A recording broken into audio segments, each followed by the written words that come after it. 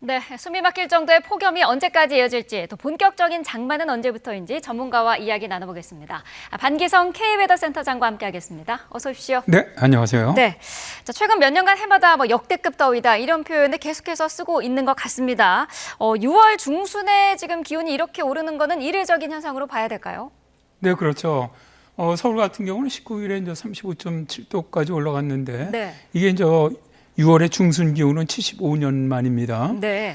평년 기온과 비교해 보더라도 거의 7.5도 이상 높은 기온이고요. 네. 또 이때 이제 이날 그 전국 35개 지역이 6월 최고 기온을 이제 경신을 했는데요. 네. 뭐 경주가 37.7도, 그다음에 광주가 37.2도를 포함을 해서 정읍이나 뭐 정선, 청주, 세종, 수원 등 많은 지역이 아주 이 6월 기온으로는 가장 높은 기온을 기록을 했고요. 네. 다음에 이제 이런 자동 기상 관측 장비죠. 여기서 관측한 것은 경북 경산이 39도까지 올라갔고 경기도 양평이나 여주가 38.8도까지 올라가는 등 네. 정말 이례적으로 상당히 기온이 많이 올라간 그런 현상을 보였습니다. 네. 이례적인 이번 더위의 원인은 어떻게 분석하고 계시나요? 일단 뭐 가장 중요한 것은 지속적으로 지금 지구 가열화가 심해지고 있다는 것이겠고요. 네. 저 두 번째로는 작년에 엘니뇨가 발생을 하면서 지금 전 지구적으로 엄청난 그 대기 기온 상승이 있었고 네. 또 해수 온도도 역대 가장 높은 상승률을 보이고 있습니다. 이러한 것들, 그러니까 좀 초과된 이런 열들이 지구 전체에 지금 영향을 미치고 있고요. 네. 이번에 이제 한반도 쪽으로 기온이 많이 올라간 건 아무래도 이동성 고기압고 내 상당히 맑은 날이 많았습니다. 그러다 보니까 일사량이 굉장히 강했고 네. 거기에 이제 남서풍이 유입되면서 뜨거운 공기가 유입됐던 것도 하나의 영향이었고 또 우리나라 주변에 해수 온도가 높습니다. 해수 온도 높은 것도 영향이 있던 것으로 판단이 됩니다. 네, 앞서서 잠깐 언급을 해주셨었는데 경북 경산이 39도를 넘어섰단 말이죠. 이제 한반도가 40도를 넘는 것은 시간 문제다 이런 얘기도 나오던데 어떻게 보시나요? 저 뭐 40도 지금까지는 가장 높았던 것이 2018년에 홍천이 41도를 기록한 것이 이제 한반도에서는 기온이 가장 높은 기온입니다. 네.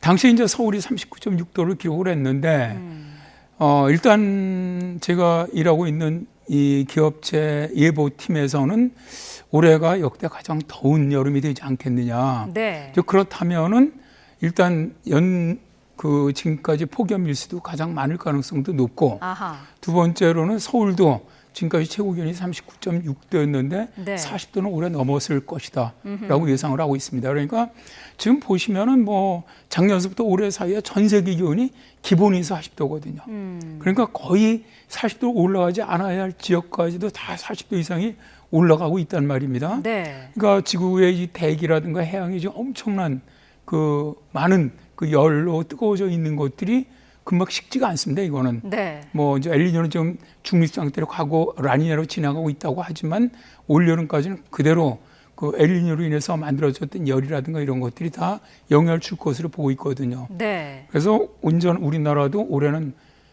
서울도 특히 40도가 넘는 기온이 발생할 것이다. 그렇게 예상을 합니다. 네.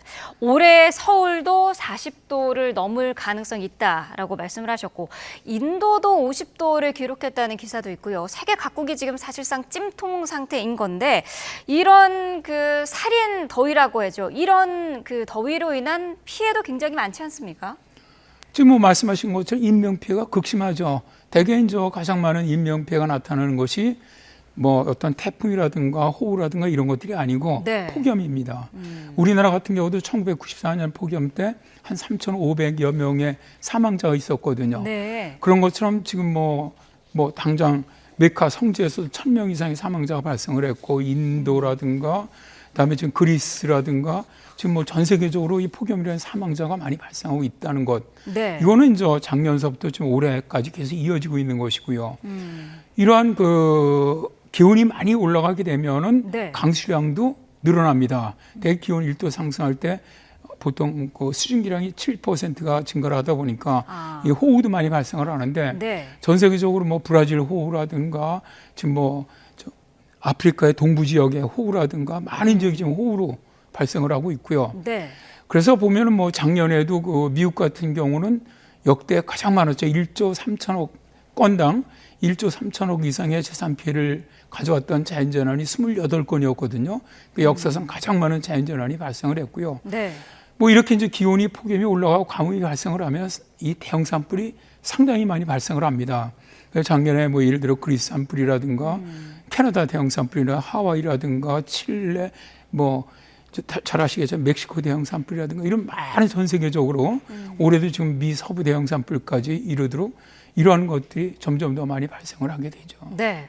자, 여러 가지 재앙들이 연쇄적으로 좀 관련이 있는 것 같은데 전 세계 해수면 온도도 지금 상당히 많이 오른 상태이지 않습니까? 이렇게 해수면 온도가 오르면 이게 전반적인 기후에도 영향을 많이 미치는 게 되는 거죠. 아, 그렇죠. 지금 우리가 보통 대기의 많은 과다한 열 90% 이상을 해양에서 그걸 흡수를 해주거든요. 그래서 사실 지구의 대기 기온이 올라가는 걸 막아주는 역할을 합니다. 해양의 네. 역할이 상당히 중요한데, 근데 이제 문제는 뭐냐면 그 많은 열을 받아들이다 보니까 해양 해수 온도 올라가는 거예요. 올라가게 되면은 상당히 여러 가지 문제들이 많이 생기는데, 일단 해수 온도가 올라가면 지구 가열화가 가속이 됩니다. 네. 그 많은 에너지가 다시 어느 한계까지 이르면 더 이상 대기의 열을 받아들이지 않을 수도 있고요. 또 많이 받아들인 열을 갖다 오히려 배출할 수도 있거든요. 네. 그럴 수가 있고, 두 번째는 이런 해수 온도가 올라가면 바다 생태계가 파괴가 됩니다. 가장 먼저 산호부터 사라지고요.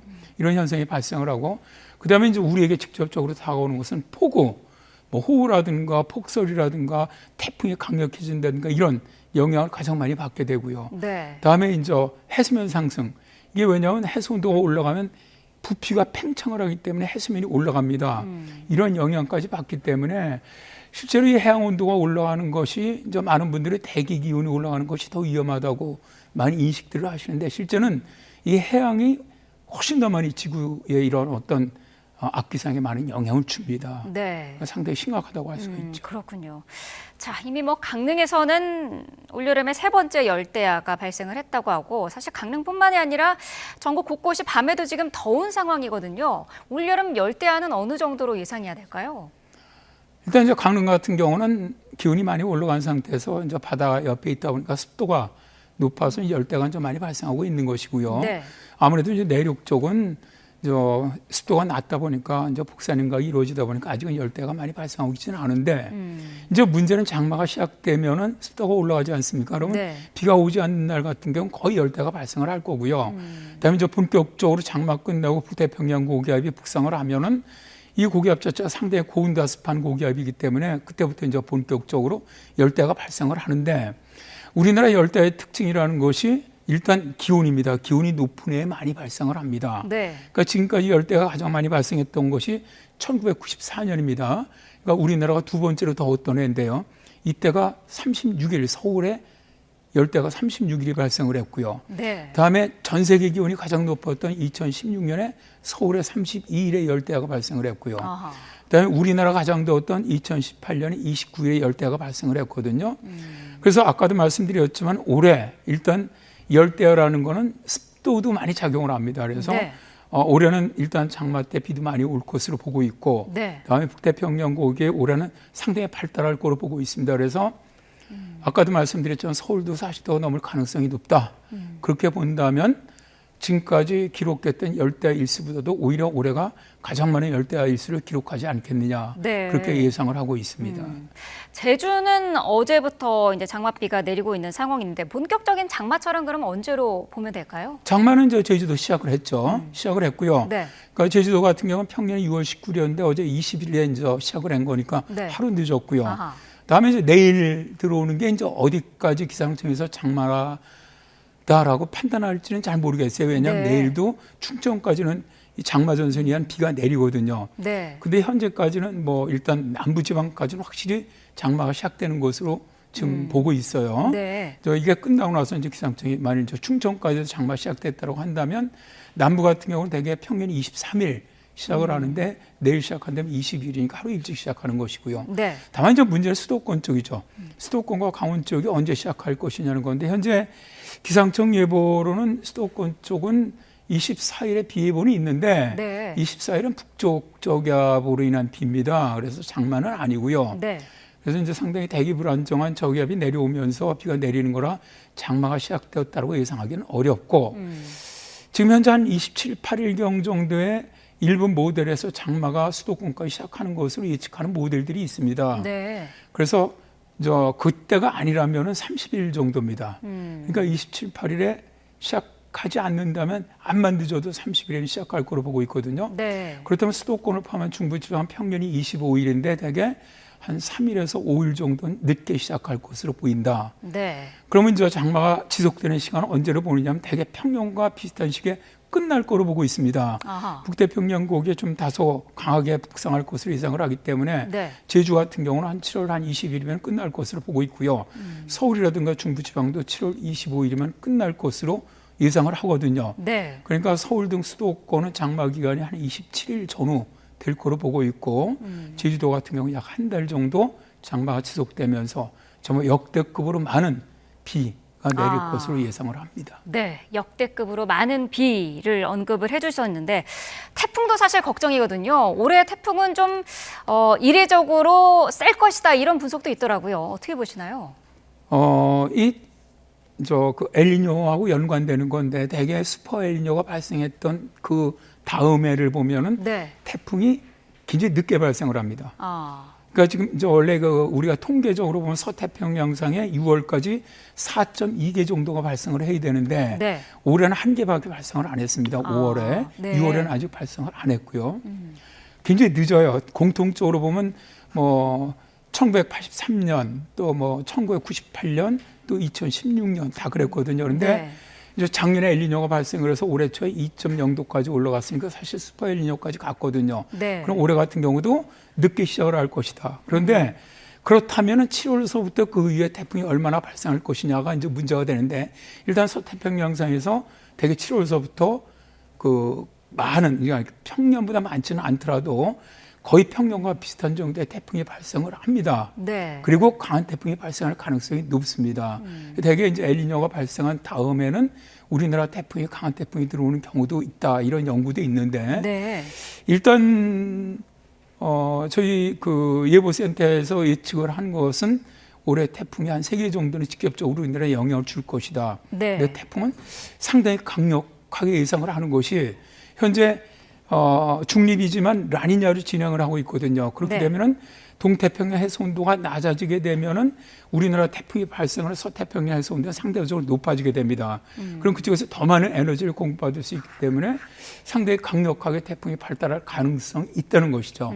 그래서 올해 우리나라를 많이 북상을 한다면 상당히 강력한 태풍이 영향을 줄 가능성도 있다라고 봅니다. 네, 3개 정도가 한반도에 영향을 미치고 아마 좀 강력할 것이다 이렇게 예측을 해주셨습니다. 자, 이렇게 뭐 불볕더위였다가 비가 오면 한꺼번에 좀 많이 내리는 그런 상황이 이어지다 보니까 한국도 이제는 아열대성 기후가 된 것 아니냐 이런 분석도 있던데요. 센터장님은 어떻게 보시나요? 일단 뭐 우리나라 같은 경우도 제주도하고 남해안 쪽은 이미 아열대 기후입니다. 네. 근데 이제 서울을 포함한 중부지방은 아열대 기후가 되지 않는 것이 겨울이 춥기 때문에 그렇죠. 그러니까 이 조건을 맞추지를 못하는데 제가 생각할 때는 여름 이 기상만은 우리나라도 아열대 기후, 완전히 아열대 기후다라고 생각을 합니다. 네. 지금 보시면 우리나라 여름철 같은 이 기상을 보면은 오히려 동남아보다 기온도 높아요. 비 오는 패턴도 동남아 패턴을 이제는 닮아갑니다. 옛날처럼 장마가 시작되더라도 계속 흐린 가운데 찌릿찌릿 이런 비가 아니고 네. 비가 오더라도 짧게 강하게 쏟아붓고 이런 그러니까 스콜성 혹은 뭐 우리가 말하는 뭐 게릴라성 이런 걸로 지금 다 바뀌고 있거든요. 네. 이러한 패턴들이 사실은 아열대 기후에서 나타나는 특성들이거든요. 그래서 여름철 기후만은 우리나라도 이미 이제 아열대 기후로 변했다. 그렇게 생각을 합니다. 네. 자, 여름이면은 사실 또 그 해안가로 놀러 가는 분들은 이한류에 대한 걱정도 많이 하시는데 이한류가 요즘 좀 자주 최근에 들어서 발생을 하고 있는 거는 이것도 그 기상 이변 때문으로 봐도 되는 걸까요? 네, 그렇습니다. 이한류 같은 경우 잘 아시지만 해수욕 갔다가 갑자기 파도가 들어왔던 것이 거꾸로 역파도라고 부르죠. 그래서 이제 실려 나가는 경우인데 사실은 이게 우리나라에서는 사망자가 좀 덜한 편이지만은 미국 같은 경우는 자연재난으로 인한 사망자가 미국 전체 3위입니다. 아하. 엄청나요. 그래서 네. 미국 같은 경우는 이 이한류에 대해서 뭐 엄청나게 스터디도 하고 있고 또 경고도 하고 해수욕장마다 많은 그 안전 요원들을 배치하고 있는데 네. 미국의 이제 스크립스 해양연구소죠. 이 해양연구로는 아주 굉장히 그 권위 있는 기관인데 여기서 그 예측을 한 걸 보니까 기후 변화로 인해서 지금 해수면 온도가 올라가고 있다. 일단 이런 원인. 두 번째는 지금 해류가 강해지고 있습니다. 그러니까 매 10년마다 15%씩 해류가 강해지고 있다. 네. 그러니까 해류가 강해지면 이안류도 강해질 수가 있거든요. 네. 이안류는 모든 바다에서 다 생길 수가 있습니다. 파도가 있는 곳에는. 다만 이제 어떤 이런 지형적인 해안선의 모양이라든가 해저 지형에 따라서 더 많이 나타날 수 있느냐는 거겠죠. 그래서 이러한 것들, 그래서 지금 그러한 기후 변화 영향 외에 또 인간들이 만들어낸 어떻게 보면 좀 과다한 그 해안선을 갖다 좀 변형을 시킨다든가 네. 또 기후 변화에서 침식이 일어난다든가 이런 것들도 이안류를 강하게 만드는 하나의 요인이 될 수 있다고 봅니다. 네, 알겠습니다. 자, 태풍 전망과 이안류 상황까지 짚어봤는데요. 휴가 계획 짜시는 분들은 조금 참고하시면 좋을 것 같습니다. 지금까지 반기성 K웨더센터장과 함께 자세한 이야기 나눠봤습니다. 오늘 말씀 감사합니다. 네, 감사합니다.